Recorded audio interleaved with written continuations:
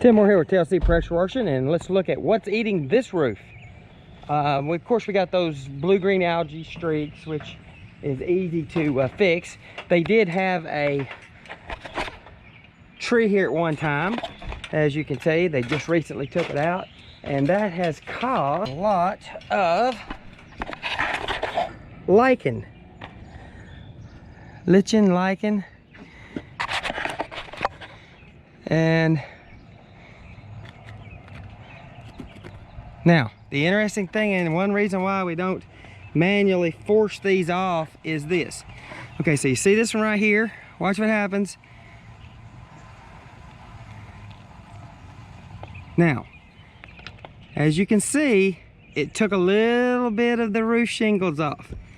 I'll take this one and I'll rub it. It'll come off, but it'll take some of the roof shingles off. And I don't want to do a lot of that. What I want to do is kill all this and then just let Mother Nature in several weeks. You can see on the back of it, see those granules? Those granules are roof shingles. The impregnated